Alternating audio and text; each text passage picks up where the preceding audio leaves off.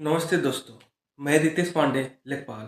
आज मैं आपको एक ऐसी सच्ची कहानी सुनाने जा रहा हूँ जिसे सुनकर आपकी रूह कांप जाएंगी। एक शख्स अपना घर छोड़कर बाहर चला गया। 10 साल तक लौटा ही नहीं। उसकी बीवी ने कोर्ट से उसे मृत घोषित करवा लिया, सारी संपत्ति अपने नाम कर ली और फिर उसने सारी जायदाद अपने देवर के बेटों को दान कर दी।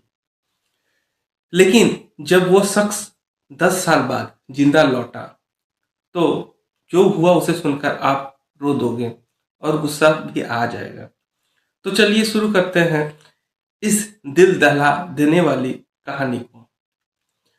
यह बात है उत्तर प्रदेश के एक गांव की। वर्ष 2012 में राम प्रसाद जी, एक साधारण किसान, उम्र 48 साल, पत्नी का नाम सुशीला, बच्चे में सिर्फ एक बेटी थी जो शादी करके चली गई थी। राम प्रसाद और उनके छोटे भाई मुन्नीलाल एक ही हवेली में रहते थे। संयुक्त परिवार था। 18 बीघा जमीन, पुरानी हवेली, दुकान, सब कुछ था। एक दिन राम प्रसाद को किसी ने कहा, दिल्ली में ठेके का बड़ा काम है, लाखों कमाओगे। लालच आ गया। बिना किसी को बताए सिर्फ सुशीला पत्नी को बोला, मैं 15-20 दिन में लौट आऊंगा। पर वो गया और लौटा ही नहीं। 10 साल तक। पहले साल सुशीला रोती रही, तहरीर लिखाई, पुलिस वालों ने कहा लापता है, मिल जाएगा। दूसरे साल, तीसरे साल, 5वें साल तक इंतजार किया।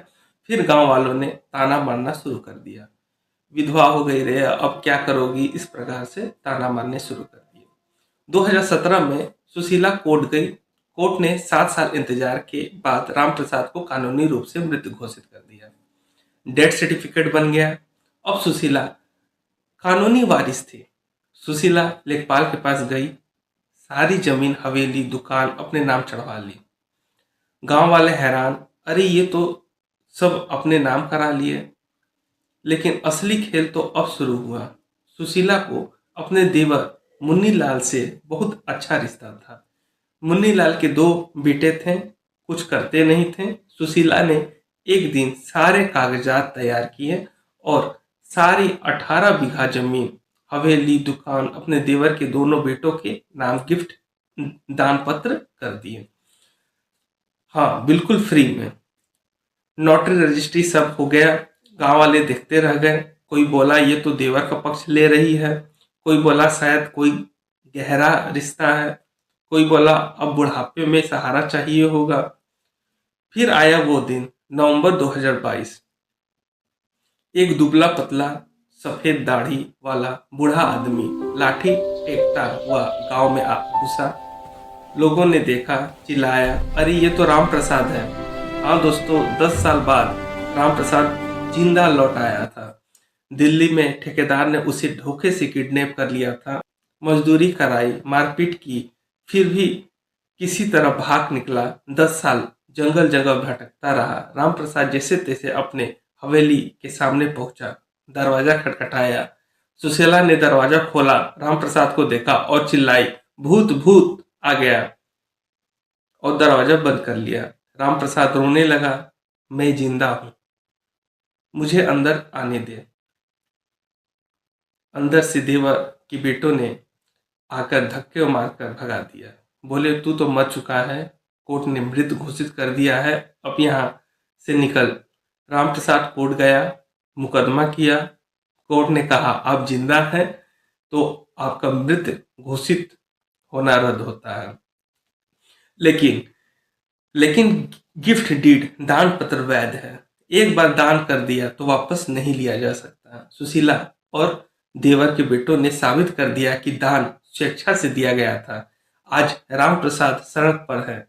जिस हवेली में वो पैदा हुआ उसी के बाहर भीख मांगता रहा।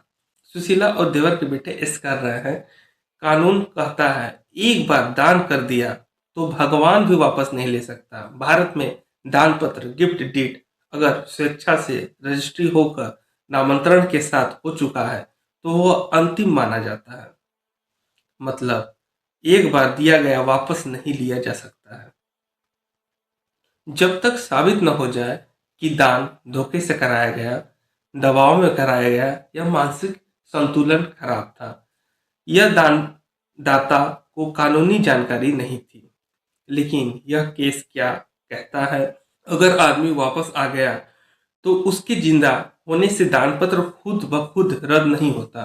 क्यों? क्योंकि उस समय वह मृत कानूनी रूप से घोषित था और उसकी पत्नी को संपत्ति मिली थी।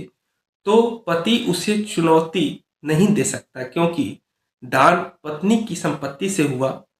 जो कानूनी उसके नाम जो कानून उसके नाम हो चुका था। क्या वो वापस जमीन पा सकता है? हाँ, लेकिन मुश्किल। उसे अदालत में यह साबित करना होगा कि पत्नी को पता था कि वो जिंदा है।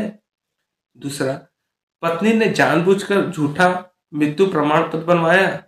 तीसरा, दान निष्पक्ष स्वेच्छा से नहीं हुआ है। चौथा, धोखा, साजिश या दबाव था। अगर वह यह साबित कर दे तो दान पत्र रद्द हो सकता है। लेकिन अगर पत्नी कहे कि मुझे लगा पति मर गया है, मैं असहाय थी, मैंने सहारे के लिए दान किया, तो अदालत दान पत्र को वैध मान लेती है। एक पॉइंट और बहुत महत्वपूर्ण, अगर दान पत्र में लिखा है कि जिंदगी भर पत्नी की देखभाल होगी, तो सेवा शुश्रूषा सहायता के रूप में दान है, और सेवा नहीं की तो दान पत्र रद्द करवा जा सकता है। इसलिए दान पत्र किस शर्त पर हुआ है, यह साबित मायने रखता है। सारांश एक लाइन में जवाब: कानून कहता है एक बार विधिवत दान दे दिया तो वापस लेना बहुत कठिन है, जब तक धोखा, जबरदस्ती या शर्तों के उल्लंघन को साबित न किया जाए।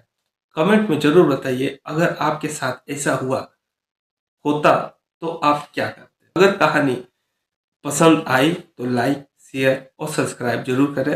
अगली कहानी और भी खतरनाक आने वाली है। मिलते हैं अगली वीडियो के साथ। धन्यवाद।